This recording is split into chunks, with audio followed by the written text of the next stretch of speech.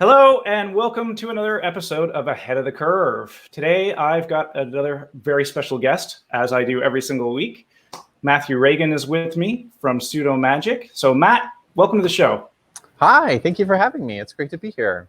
Yeah, absolutely. So I didn't bother to ask you this before, but do you prefer Matthew or Matt? Oh my goodness. You know, I came to this work by way of the theater, and being in the theater, I was called everything from Matt, Matthew, Mateo. I was called all of my character names at one point or another. So I've given up the kind of illusion that my name is a particular identifier. So it's really whatever's easiest for other people.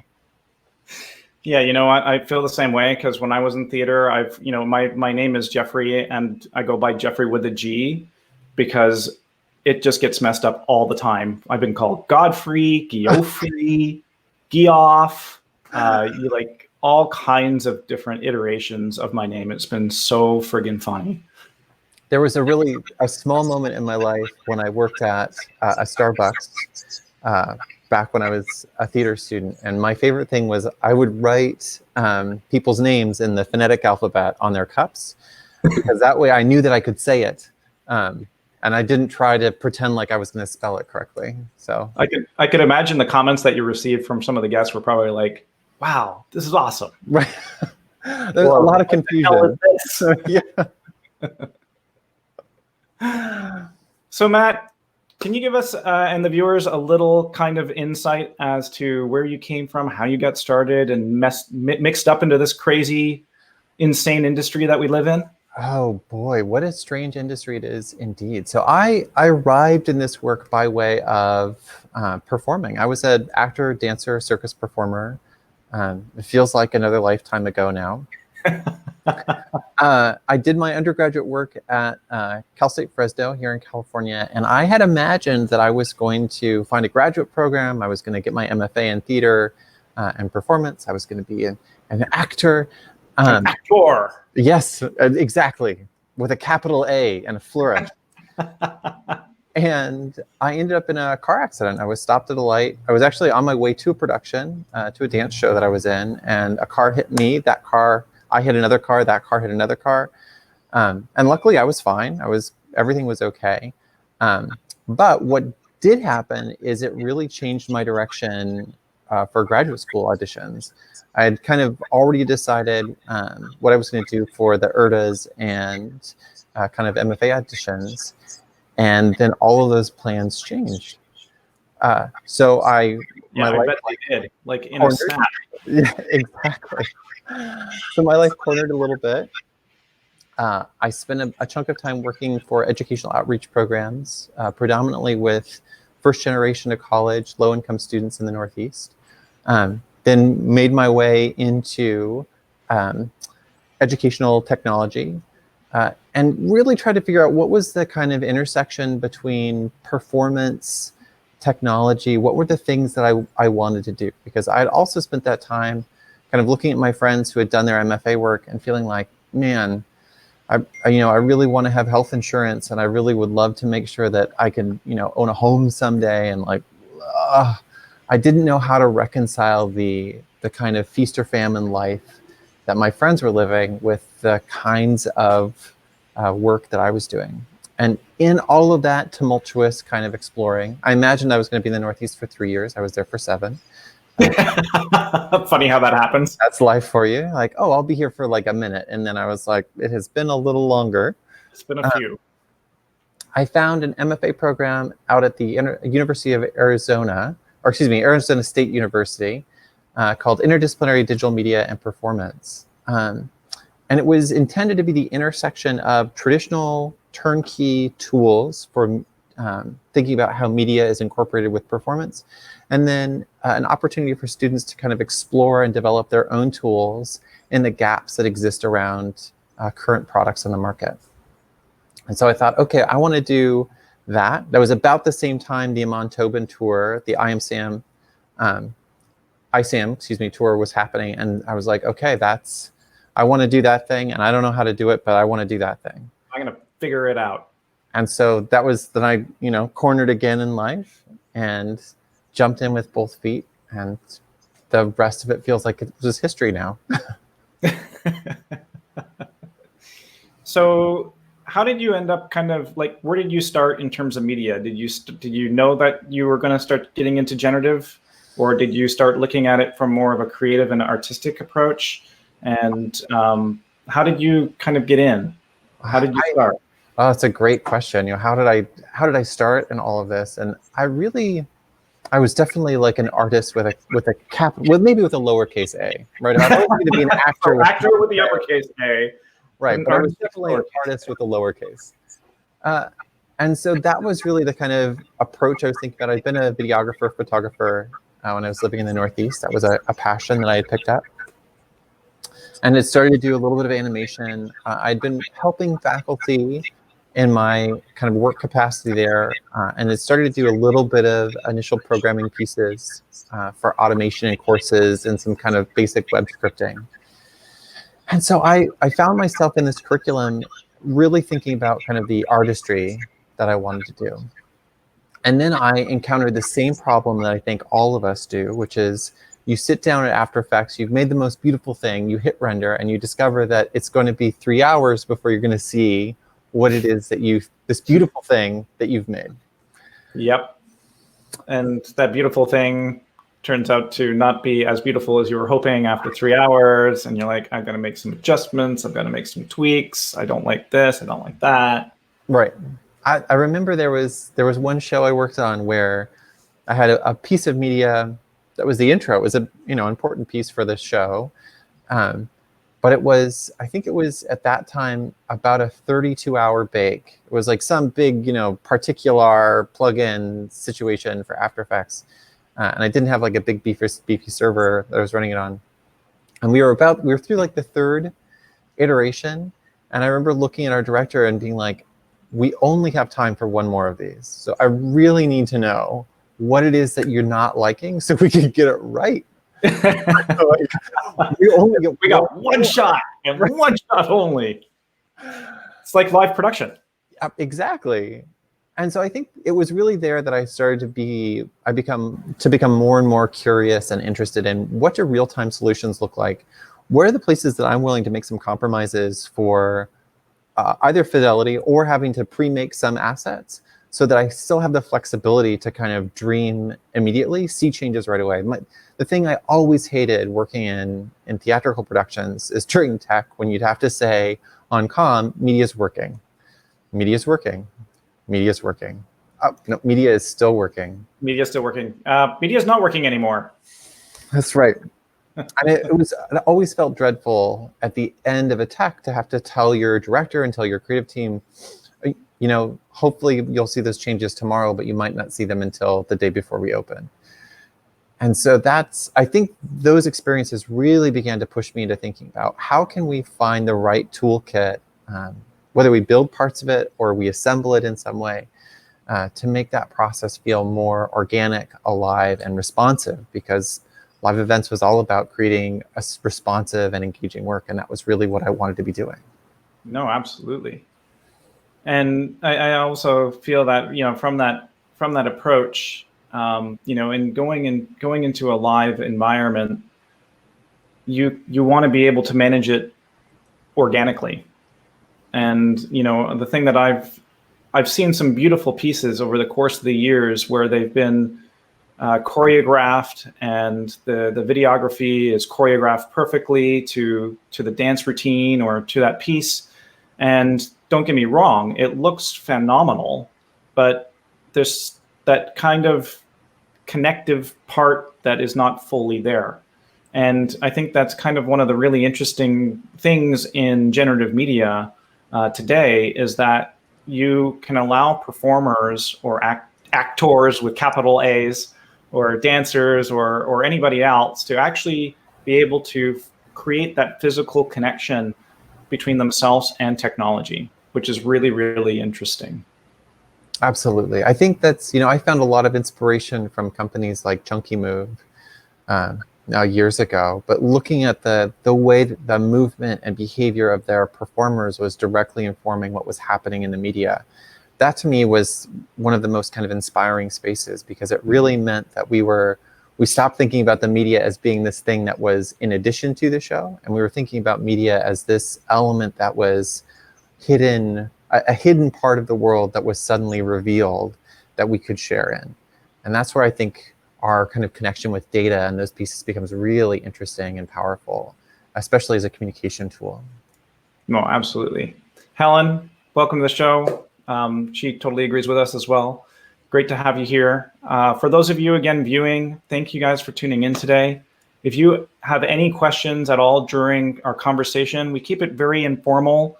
So please feel free to post questions in the comments, comment on what we're speaking about. If there's anything that comes to your mind, please feel free to post it. We definitely want to have some of your input and try and keep the conversation pretty interactive. So yeah, feel free to post away, but we're going to continue on yapping away and hope that you guys enjoy the content that we're providing.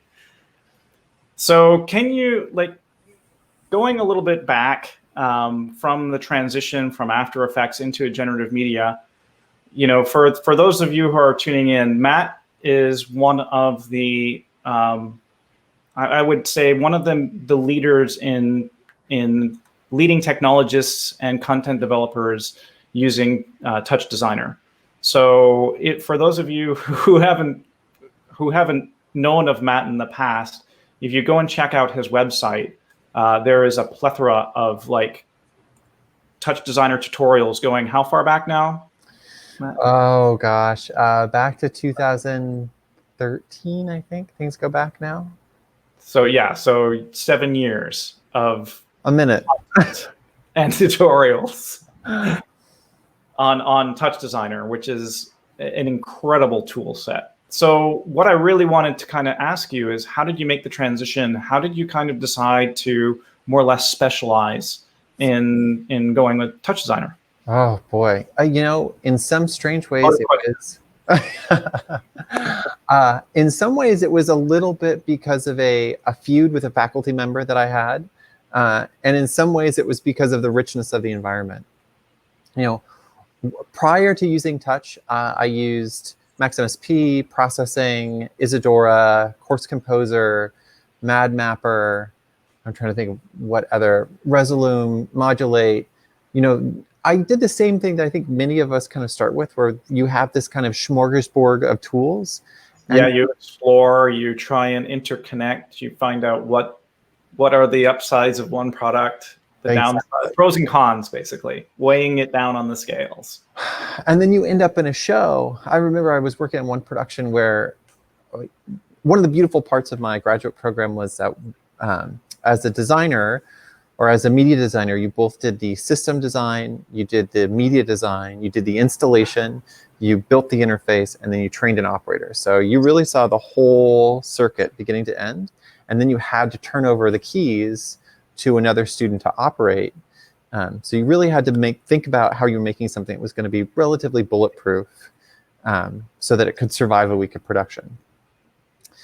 And in one of those cases, I remember that I was troubleshooting with a student on the phone because something had gone wrong. And we were in like a laundry list of, okay, we're going to turn everything off. We're going to turn everything on. We're going to start like 6 different applications, one at a time, to make sure that they all talk to each other. They all interconnect in the right order.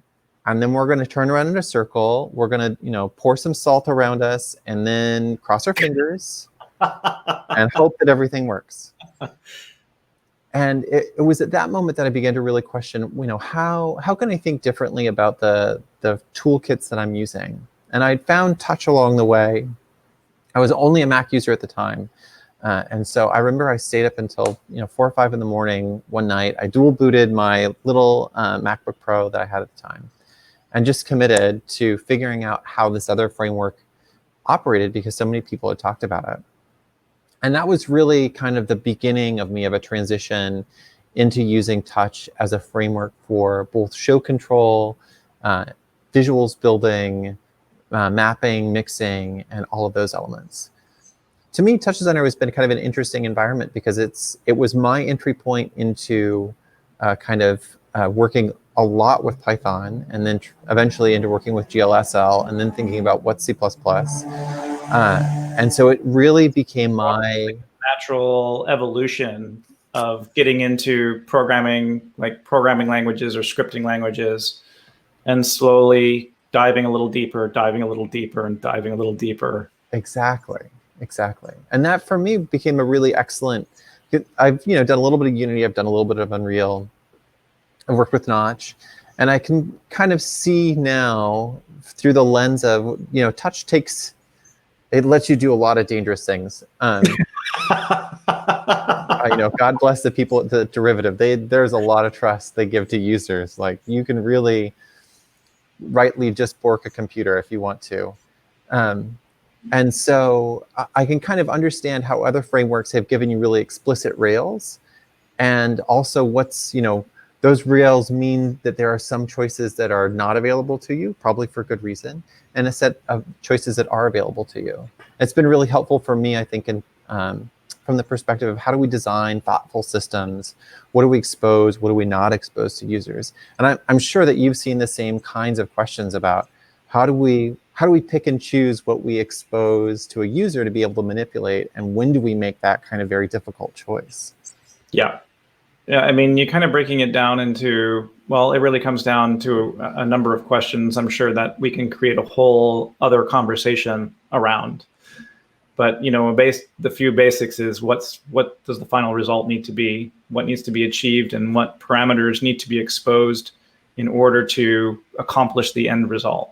And also give some fluidity, because when we're really looking at it, you're looking at data control or exposing data control from some incoming point of data from an external application, or from, somebody even pushing buttons or controlling faders or whatever. But it's all these different variable types of data that we're trying to, hand over the keys to, and hope that the end result still comes out hopefully the way that it was meant to. Sensibly, hopefully. Fingers crossed. Oh, I really didn't, I think the other interesting thing about this field is that I kind of entered my graduate program imagining that there was going to be someone that was going to teach me the right way and the wrong way to think about this particular kind of mode of communication, how to make content, all those pieces. And I've quickly realized that there's not really right or wrong. There's efficient and inefficient ways to solve problems. But, whether you do it in this like circuitous around the world kind of way, or you cut a direct path, at the end of the day, it's really about, is it working or is it not working? Absolutely.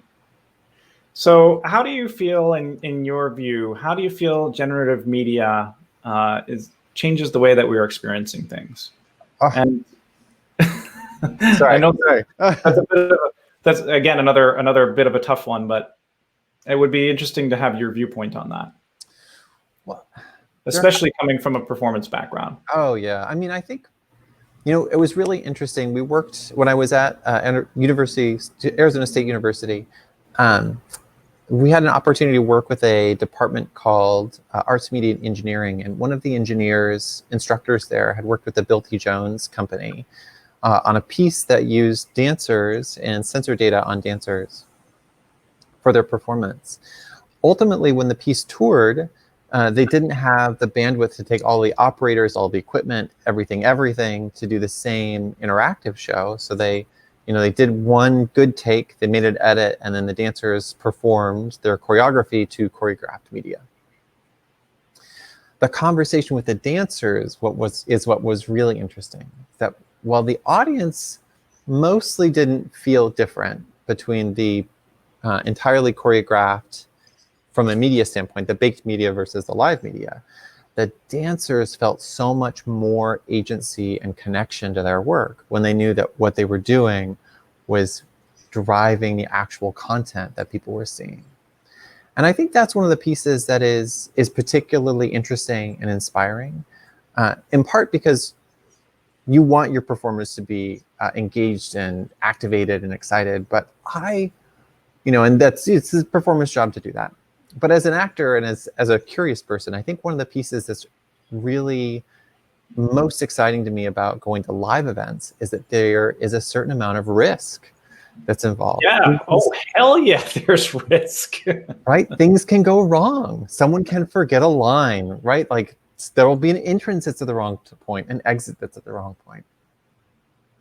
And when our media systems enter this same risky and unknown territory, we have a different relationship to them. Rather than just being part of the scenography, like, okay, great, it becomes a character that is engaged in the story that we're telling in a way that's much more dangerous, I think, than if it's only pre-baked, planned ahead of time, choreographed down to the millisecond. I think there's absolutely still a place for that. We're not going to ever get away from that. But the liveness of our media changes our relationship to it. And I think that's part of what I really love about thinking about the world from a generative art perspective. Yeah, I find that now's a really interesting time too, because there's been a lot of work that's been going on in kind of hybrid media, like taking pre-rendered, pre-baked assets, especially when you're working on extremely large canvas sizes, and then basically compositing generative pieces on top of the pre-baked content. And Absolutely. yeah, I mean, a lot of it, of course, is performance driven, and making sure that you can render out that many pixels out of the systems that you're using, which is always a huge feat. But it's been really interesting exploring some of these hybrid approaches, especially a lot in kind of more themed environments, or theme parks, for example, where you have a ride that's set to do the same thing over and over and over and over again, where you can kind of mix it up a little by adding generative pieces on top and compositing them on top.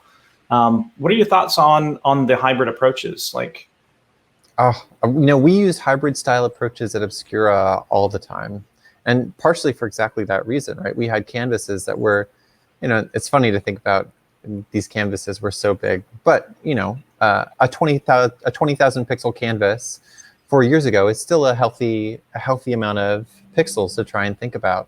mm-hmm.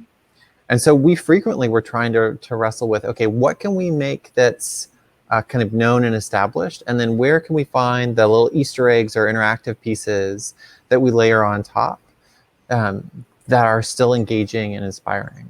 I think that kind of staggered layered approach also is extremely helpful for clients that tend to be a little more risk averse, because you want to have some component of this that you trust is everything is beautiful, it's been approved, everyone's seen it and signed off on it. And maybe there's just a little bit of sparkle that is a place where someone can make a discovery or see something new every day. The eye. Right, exactly. That piece that strikes your curiosity. Well, it was interesting. We did a piece, Obscura did a piece for MGM Cotai, their big spectacle hallway, which is really a giant atrium, and it's an enormous area. There's LED panels that line 4 different walls in all sorts of different abstract orientations. And one of the interesting conversations we had with them is we built a whole content program that they ran out of Disguise, and then we built a generative media system that ran parallel to and was kind of crossed between with another mixing system that they had installed there. And what was interesting was that the fixed media pieces had a really explicit duration. You could only run them for the length of the clip, right? But the generative pieces, they kind of pleasantly uncovered that those could become these very flexible elements that would stretch for 2 or 3 times as long as they thought that it needed to sometimes, or they could compress it down and only treat it as a transition. And that, that kind of flexibility again goes back to, I don't want to wait for this to render. I don't want to wait for this to, bake out and do 16 other things. I want to know that I have a flexible approach to think about really engaging with the space and how people are navigating the space that they're in, rather than allowing the media to make all the decisions for me. Yeah, absolutely. For those of you who haven't checked out MGM Cotai, it is a remarkable space. You should check it out on, I think Vimeo and YouTube actually have videos kind of illustrating the space itself. But the work and the content that you guys produced for that space was just absolutely stunning. I mean, beautiful, beautiful, beautiful work. That was, to your point about resolution, that was really an interesting question. The canvas in that particular, that we worked with, because we kind of spatialized the whole thing, right? We unwrapped all of the pieces to try and understand how big is the media space.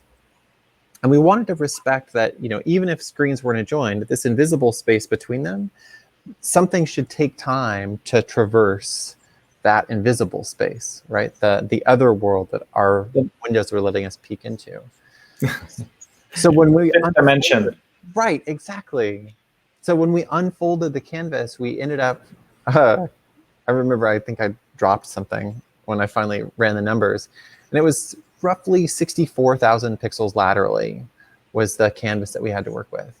And so part of my challenge as in a purely kind of engineering capacity on part of the project was to try and understand, okay, how can we take this 64,000 pixel canvas, and how can we render real-time content for that? What's the trick that we're going to use to be able to create continuity across all of these pieces and think of making a single 3D scene rather than we're going to kind of make slice it, dice it, see how this might composite it, see maybe this piece might work with this one. Not too sure about what happens exponentially over here. Yeah, exactly.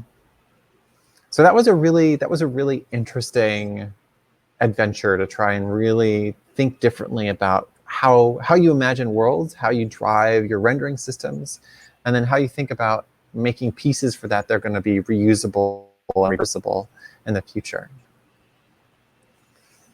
Yeah, and that's always a big challenge, I think, when it comes to content and content design, is reusability of that content, and also tiring the content. So there's always basically a lifespan on pre-baked content, where I think generative really starts to come into a much more interesting area. Because I think when you're looking at it from an investment point of view, or from a client point of view and a customer point of view, you've got, one thing I think that people have always had a tough time with, and I don't like to get into money too much, but the budgets for content are always kind of a secondary thought, for a lot of clients. And it's also one of the most expensive parts, like trying to educate a client as to why content costs just as much, if not more, than the system they're installing is always a huge challenge. And it's hard to be able to educate the customer on why there is such a huge cost associated to it. And it makes it even harder when there's a cost associated for a piece, unless you're doing a live event, of course, or one-off or something where it's very specific. But when you're repurposing or reusing a piece of content that costs, 100,000, 200,000, $500,000, depending on the content that you're producing, and being able to justify, well, it's this much money because there's all this creative work that has to go into it, and these workflows have to be thought out, and you're building content again for canvas sizes that are usually unheard of, at least traditionally. And that part of it, I find, like the educational part of it from a financial part, and the reusability is a really hard thing to get across. So how have you managed to kind of get around that, or what's been the approach? Well, part of what it's interesting. I've worn a couple different hats. So sometimes I'm in the room with a producer, sometimes I'm in the room with a client. These days it's pseudo magic. We all wear all the hats, so we're all in the room all the time, which is a little different than my Obscura days. But I think we always start conversations around thinking critically about how long and how flexible you want something to be.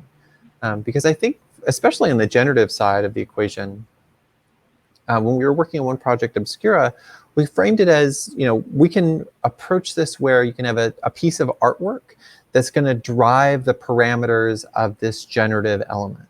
So we're essentially giving you a bunch of different modules that let you remix and rematch pieces of artwork that you've commissioned. So rather than just thinking about this slideshow that you're going to create, let's think about how you can take that existing piece of artwork that you made that big investment in, and then manipulate that, change it, explode it, come back to it.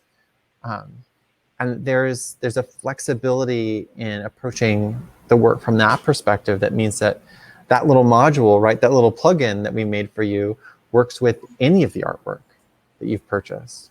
And so it's not like you're getting that once, you're getting that for any of the kind of combinations or permutations that you want to explore. So let's go off the rails a little bit and talk a little bit about AI. Okay.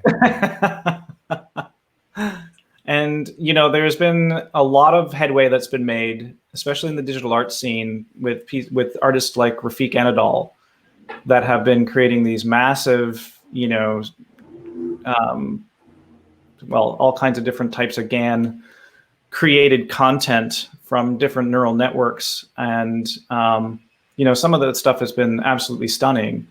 But I'm really interested to find out what your thoughts are on utilizing AI inside of generative media. You know, and to see if you've been tinkering around or any explorations that you've done. Oh yeah, you can't not tinker with it. I think one of the things that you absolutely discover quickly is that it is not nearly as controllable as many of the mechanisms that we've previously used. So unlike noise functions or random functions where we kind of have some sense of how we can manipulate and shape the outcome, AI systems, you might spend days training a data set only to find that what you got is not particularly useful. You got to train another data set or adjust the weights going into it. So I think that's one piece that's really both exciting and interesting, because I love imperfections in artworks. I think that's part of what makes them kind of unique and fun. Absolutely. I mean, look at glitch. Right. Glitch effects. I think that's harder sometimes to sell to a client, though, when you don't have a perfect way to be predictable about what they're going to get on the other side of it. That's a really interesting navigation to enter into. Where I think we're going to see, and I've said this before, I'm trying to remember, I think it was in an LDI a couple of years ago, is that I think the AI applications we're going to see more than anything are going to be so painfully banal that we will hardly realize that they're inside of the systems that we're working with. Yeah. There's some really interesting work that's been done around AI systems that train or rigged models that teach themselves how to walk. Right? So you run the training system for a couple, many thousands of iterations, and this model that you put the bones in, but you haven't trained it on any walking styles, all of a sudden it knows how to ambulate itself. And you might, for example, think about, okay, well, what if I wanted to take my model of a monster and I wanted it to walk in the style of Baryshnikov? Those are the kinds of interesting places that we can start to imagine as a future with AI applications. The folks that are making digital humans have also done really incredible work with markerless targeting and remapping of facial structures. So the ability to puppet digital models or digital avatars, digital humans, without needing complex kind of mapping systems or multi-camera situations, and being able to do that in real time. That's, again, like a place that is really exciting, interesting. Yeah, we're only going to see more of that. I've been a huge advocate of computer vision technology, and I am wholeheartedly convinced that motion capture systems within the next few years are going to be they're not going to be the conventional IR systems anymore. They're going to be AI computer vision driven cameras that'll be able to pick up on different facial features, expressions, location, and just be able to track whatever you tell it to track in that location and stay on target. Exactly. That's the things you see with YOLO, with PoseNet, with Wrench, right? Like there's an explosion of frameworks that are solving some of these problems that we previously imagined required very expensive, dedicated imagers for. And now we're doing the same kind of joint-based detection and tracking with just an RGB webcam, which is mind-boggling. It's a really exciting time to be thinking about sensing solutions, because we're moving away from this kind of like, it's got to be this sensor, and oh, by the way, you need a special computer for it. Oh, and there's going to be firmware that we're going to update 6 times, and the one in the middle broke everything, but it's okay, I promise. And your frameworks have got to be updated. And it's going to cost you $10,000. Oh, Or I mean, $30,000. on sale. You're lucky. You're lucky I gave it to you I gave you a discount.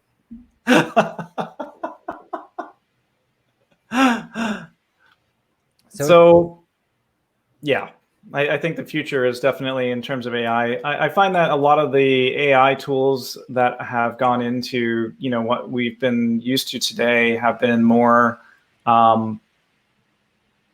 purpose-driven, I guess, like using AI to do facial reconstructions or photo reconstructions, or training it to for ray tracing, and doing ray tracing technologies and training neural networks to better themselves for ray tracing, or manipulating ray tracing. How do you feel about it in a more artistic approach, though? In a more artistic sense, and using different neural networks and libraries, as they're called, for media. I think there's a bunch of really exciting, interesting work there. My partner recently did a piece for their thesis show. They completed an MFA program at UC Santa Cruz, and they used a whole portion of their work was all founded around style transfer and using a catalog of images that they had already collected. And the kind of ideas there were thinking about dreamscapes and kind of visions of worlds that we hold inside of ourselves, but aren't necessarily perfect representations of the world that we see outside. So I think there's a huge amount of space that we're going to explore more and more, I think, for systems that begin to dream by themselves. I say dream by themselves, but really dream based on the inputs that we have given them in the conditions that we have arranged. Right? Like, we're being replaced, people. I think that's the other part that I really struggle with, is that there is a kind of there's a real fear about what's machine learning going to do to the role of the artist. And I tend to encourage artists to think about the fact that it's not that they're going to be replaced, it's that they're going to have a different set of tools and a different collaboration system than they're used to. Right? You might say, in the style of Van Gogh, and like while you were listening to Chopin, what does this video look like? Or here's a more interesting, right? Like a place that I think begins to become really transformative is, here's a catalog of all the artwork that I've created.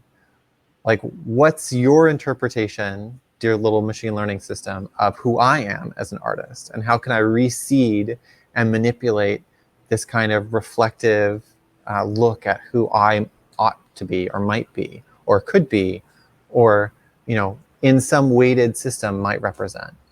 And I think it's our kind of manipulations and disruptions of some of those systems that's going to be really fun and transformative.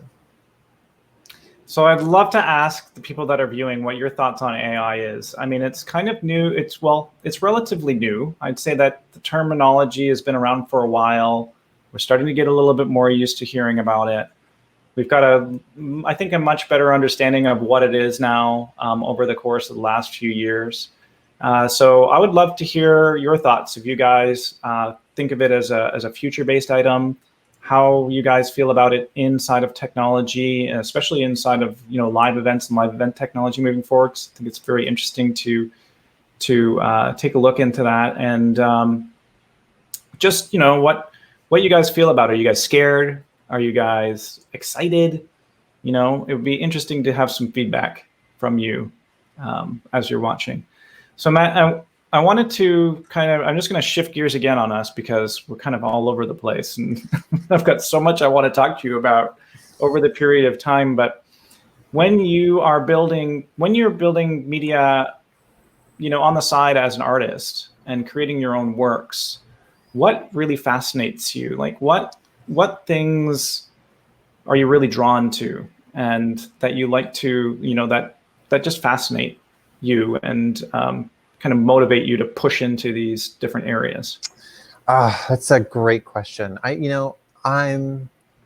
found a particular fascination with crafted artifacts. So that's I did a whole series of plotter-based art that was really kind of fun and interesting. Kind of imagining, what is this? How do we think about 3D worlds that end up in a 2D projection, but the 2D projection is really represented on a material, and that material the like materiality of that is also a part of the whole kind of continuum of what this piece is. So that's like one avenue is just thinking about relationships of physical materiality to how we are approaching and constructing those in the imaginary virtual spaces that we typically work in. I think if I had one element that I continually come back to, it's probably explorations of noise and manipulation of pseudo-random patterns. Especially pseudo, hey. Especially because we see them in everything. And I think it was a sound artist friend who was reading a book about how you can manipulate a little bit of pink noise into becoming everything from the backfire from a car to the crinkling of leaves to the falling sound of snow. You know, if you push on it and manipulate it in the right way, you can take what seems like a relatively noisy starting point and massage that into something that has the same shape as the organic world around us.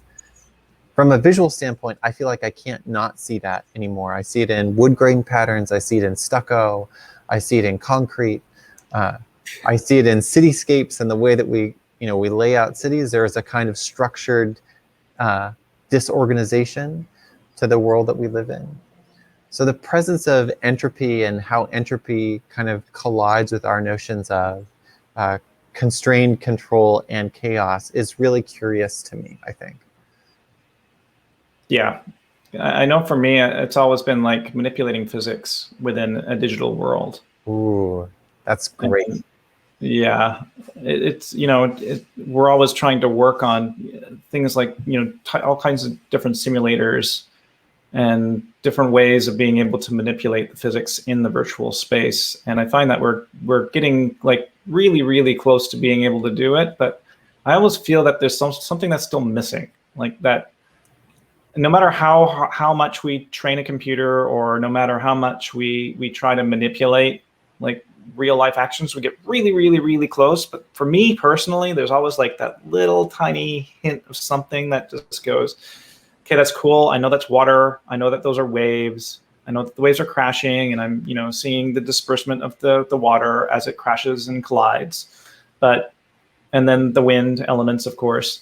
But there's always just part of me that, like, in my brain goes, looks like water, but it's not water. Yeah, absolutely. I'm curious about your thought. I have a kind of tenuous relationship with this notion. I'm curious what you think here. Is that, what are your feelings about our obsession with recreating photorealistic worlds with a tool set that could create anything? Like, why is it that we want to recreate a thing that we could take a photograph of? That's our obsession, rather than dreaming bigger. Yeah, that's a great question. I have to go now. And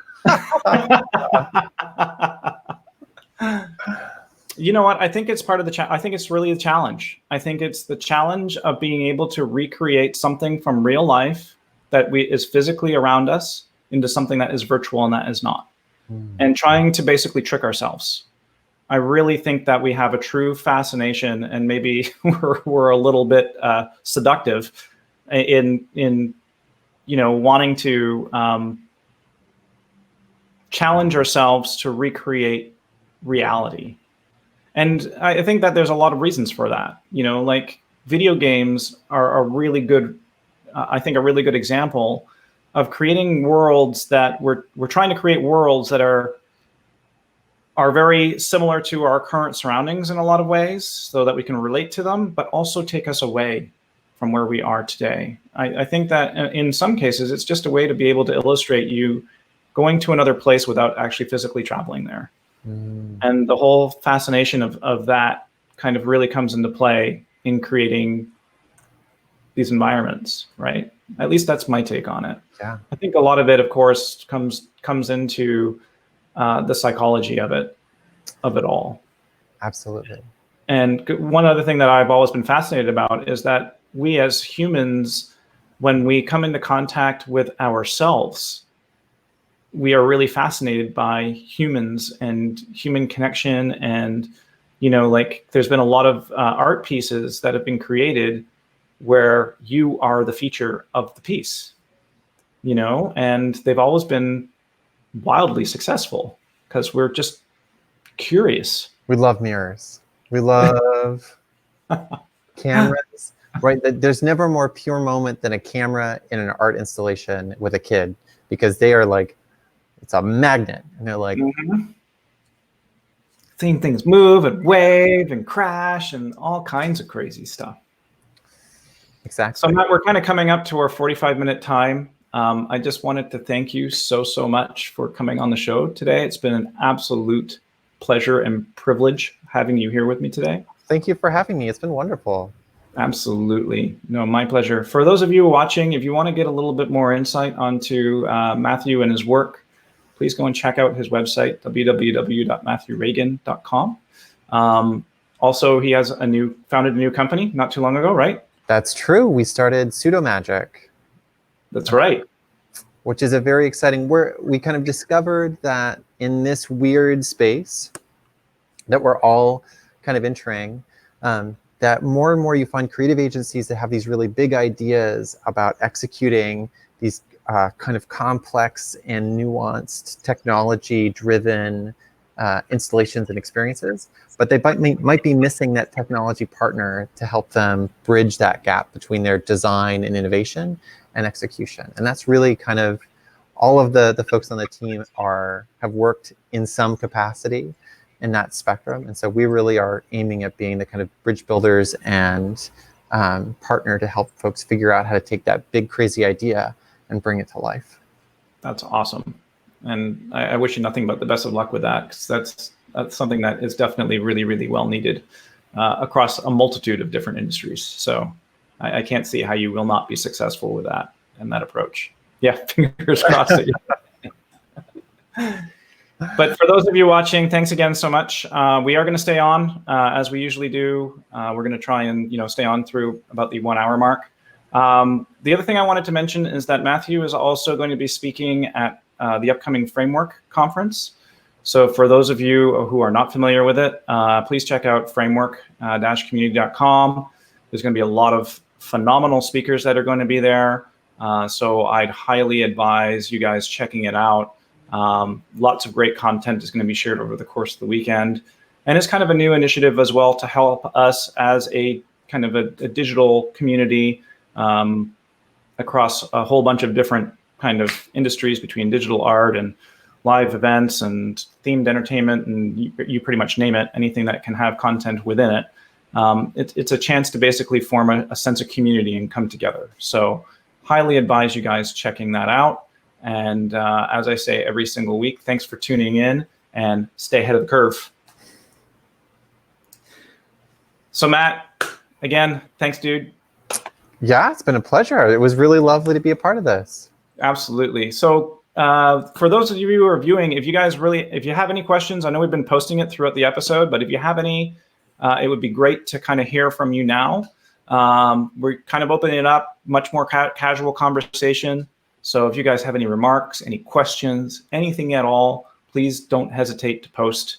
And we're just going to kind of continue on our technology banter because, well, that's what we do. I had a thought about when you're talking about kind of AI applications and where things are going to go.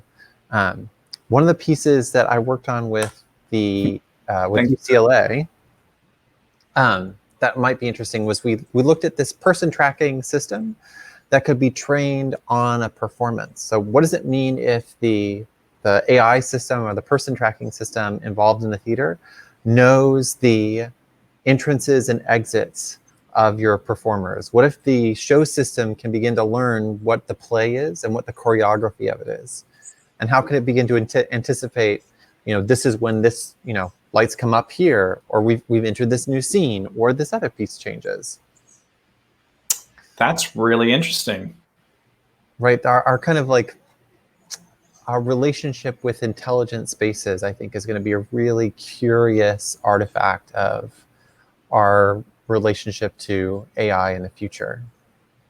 Yeah, I was playing around with some ideas along the same lines when I was working for about using AI systems and training the systems within the software that we're creating to be able to gauge how audiences react during certain times of a performance and train it so that, if the audience pulls out a bunch of lighters and it's more of a ballad, says, oh, like it's a slower song, it's creating this environment, it's kind of bringing it in, to be able to say, hey, okay, we need to change the media now, bring it down a few notches, make it a little more intimate, and train systems to be able to gauge audience reaction, to be able to adjust the content for the mood that's being created during that moment.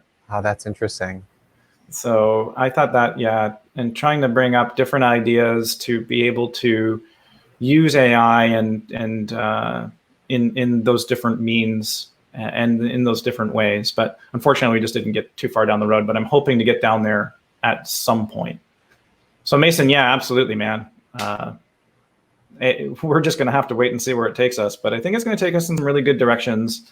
And I don't see, I can't see AI ever really replacing us. I can see it doing a lot of menial jobs that we don't want to do, like parsing through data, tons and tons of different types of data formats, and being able to parse all that out and being able to organize it and all that stuff. I can definitely see AI systems trained and know how to do that. Because a lot of it, of course, is algorithms and figuring out algorithms and figuring out ways to be able to apply them to different means. But I don't think it's ever going to replace us as humans in what we're capable of doing.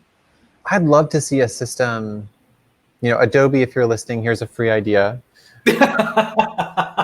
Right? Look at, because I don't know about other folks, but it's not uncommon for an application to say things like, can you send back anonymous data so that we can make our product better? I usually say, yeah, sure, cool, fine, whatever. But to use some of that information, because After Effects has like a little graph that it uses sometimes to for inspiration and ideas. And I'd love to see a feature that was the writer's block of After Effects, right? When you're starting and you're like, I don't know where to go next. I don't know what path to take. Knowing that it had watched me in the past and could make a suggestion that was like, you've tried this in the past. What about this technique? That's yeah, that's an interesting concept. I mean, you start to see that as well in products like even PowerPoint. They're starting to come up with design ideas based on a couple of pieces that you put into a slide. And it's like, hey, I generated all this stuff. What do you think about these looks? It's not AI driven, but it's starting to get to a point where that data is being analyzed and suggestions are being made based on what you're putting into something. Exactly. And I think that's a really good first step to see where the AI goes. So Mason's got a question. Do you think generative media will encourage artists to produce more unique and original content instead of cookie cutter content? Ooh. I don't know. That's a good question.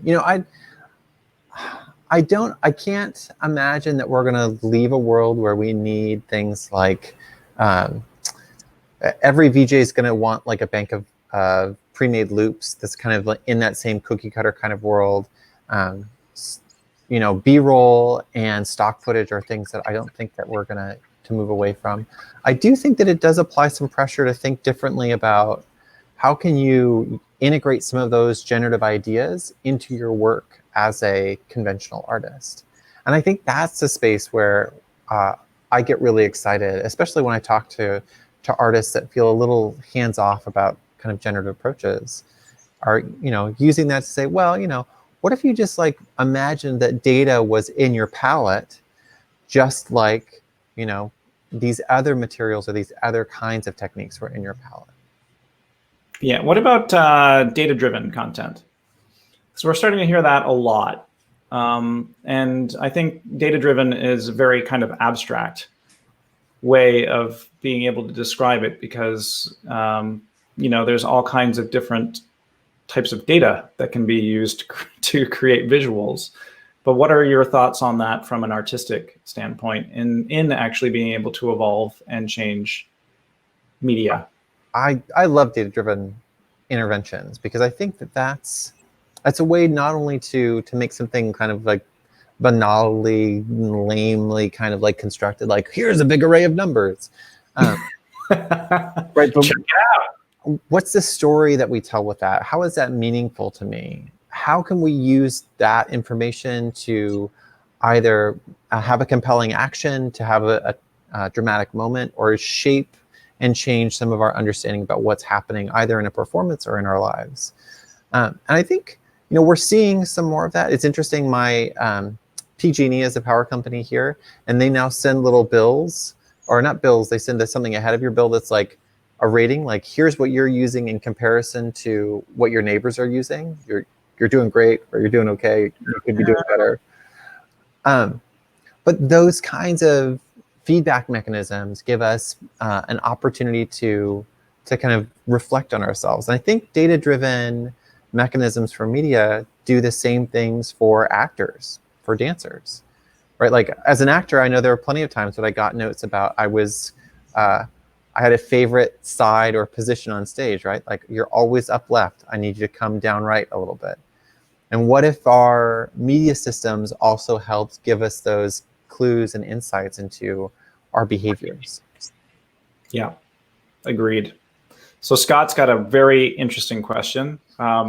Hopefully we'll be able to answer it in the amount of time that we have left. But where do you see the direction of the future heading, considering the convergence live versus virtual events, considering real-time virtual production techniques and data-driven content? Whew. Where is the future going to go? That's a bit of a doozy. Thanks, Scott. Yowza. Yowza, Scott. Yowzas indeed. Well, it's curious, right? It's a really interesting moment that we find ourselves in, because we are suddenly both hungrier than I think many of us have ever been for live events to come back, and also hyper aware about what it will mean to be back in live shared spaces, communal spaces again. So our relationship there is going to be really interesting. I think that when concerts and live events start to come back online, I think people are going to want to go, in part to be present with other people, and in part because those kinds of shared community experiences are very different than what we experience in this kind of more direct screen to human interaction. But it will have some really interesting angles on it, I think. Like, what are your thoughts there? I've kind of gone over this. I think we've spoken about this a number of times over the past few months, engaged it with a number of different speakers.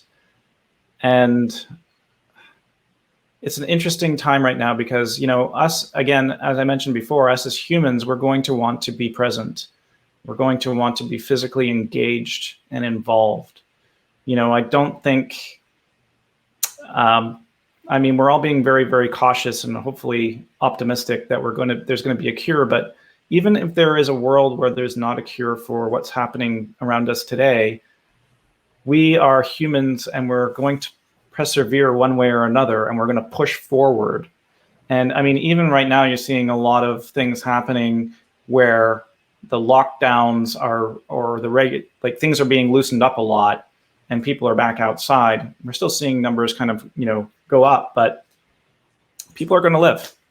They're going to engage. They're going to want to be present. They're going to want to connect in different ways. And I think right now we're entering a world that is new, some ways a little bit scary, but I think that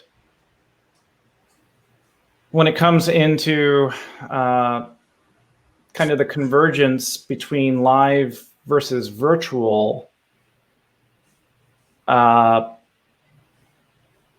think that there's going to be a really good place for it to live, I guess is the way I put it.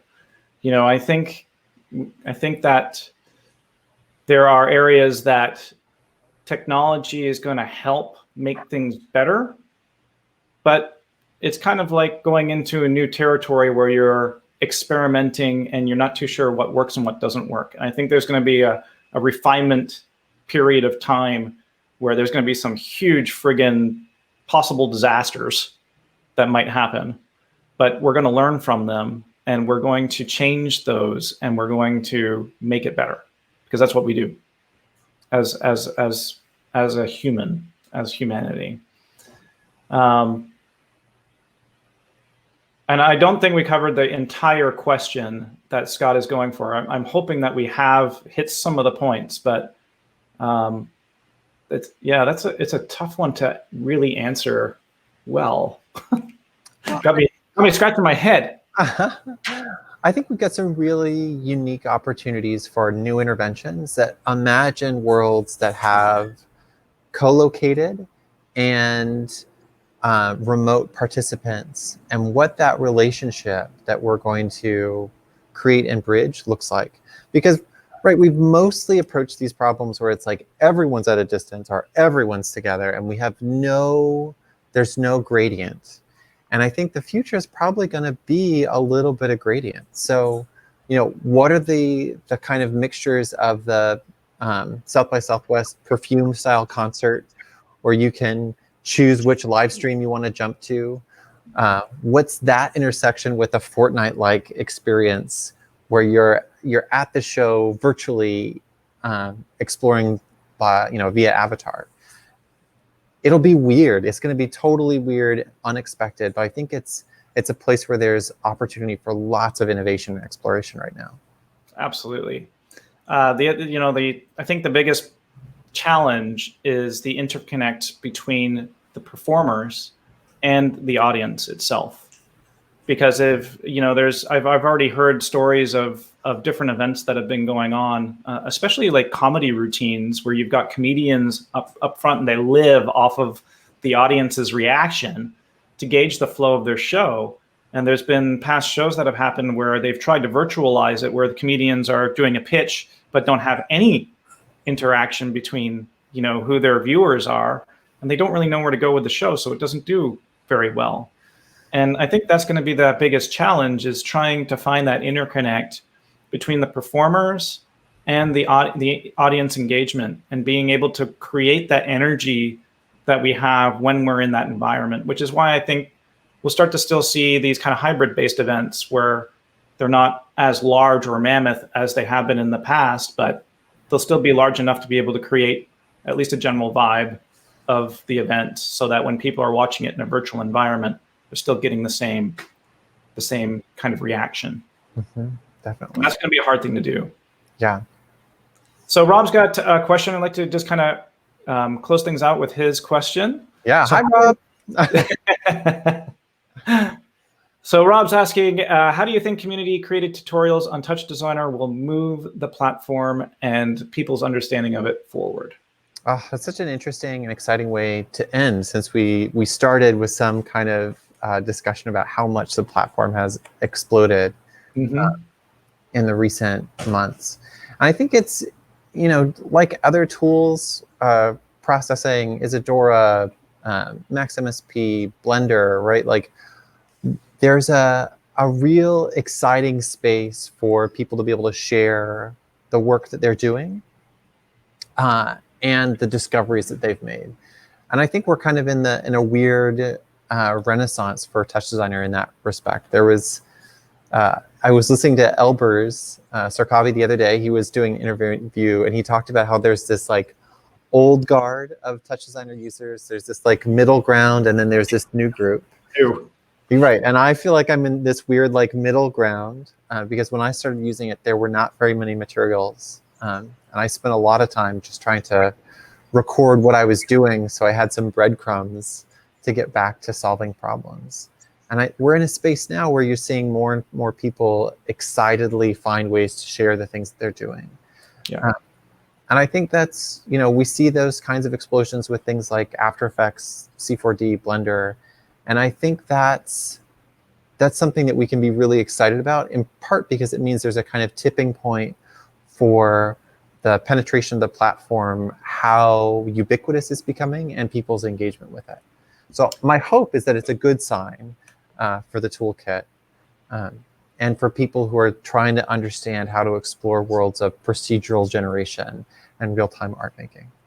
Absolutely. And there's been a lot of platforms that are now out that allow for collaboration and that allow for people to be able to publish tutorial videos, be able to publish art, be able to publish pieces. You start to see social media really coming into play, where people are posting project files and how-tos and all kinds of different types of things to be able to help these platforms move. The really interesting part that I find about some of the software that you've mentioned, like Blender and Touch Designer, is now they're really matured. They've been around for a long time, and you can almost call them like a legacy-based product, but they're not, because they're constantly changing and evolving and moving forward. And I think that's the sign of a really good tool or a really good piece of software, something that survived the times. And times in our life is short. If you're talking about a piece of software that's been around for 10 years, like, man, that is archaic. Like, that's what an old is to survive and evolve that long, right? Yeah. And there's software that's been out there much longer than that now that have kind of helped push the boundaries and evolve and change. And I think that's one of the really cool things about products like Touch Designer and Blender is they've just gotten better. And I think they've really gotten better because they've built this incredible sense of community around them. And the people that use the products are loyal as hell to those products. Like, they are bound to those products and support them through and through. And it's really important to have that support as a community, because that makes better tools. Well, I think it's also, you get a little taste of the freedom that you're provided with a toolkit like Touch, and then suddenly you don't want to let go of that. You're like, no, I can conceive of scenes, environments, transitions, however I want to think about them. I don't have to kind of adhere to another platform's rules or structures. So I don't want to play by your rules. I want to create the world that I live inside of. There's like maybe a little bit of kind of like rebel anarchist energy there sometimes, but I think that's also what keeps it exciting. Yeah, I think so as well. And I think that it's also, again, going back to creating really good product, the best products are the ones that suit the mindsets for many and not the mindsets of one. And it's a really, really hard thing to do. It's extremely challenging and difficult. So I always commend and hats off to the people and the companies that have been able to make that happen, because it's really tough. Yeah. Well, Matt, we kind of run past our time. Again, I just wanted to thank you so much for joining me today on the show. And of course, for the viewers, thank you guys so much for your support. This has been one crazy ride. I never even thought that I was going to, when I created Ahead of the Curve, I had no idea what it was going to become or what it's going to be. It's been an evolution. That's the way to put it. So thank you guys for tuning in. I've got a really interesting speaker that's going to be coming on next week. One of my good friends, Yannicka Mikkelsen. She is a VR cinematographer, and she's been very, very successful. She's also a Guinness Book of World Records holder, which is something that we'll be speaking about a little bit next week, and done some extremely interesting cinematography inside of the virtual space. So please come back and join us with that conversation again next week. So Matt, thanks again so much for joining me. And for those of you tuning, please come back next week and stay ahead of the curve. Thanks for having me. Bye, everybody.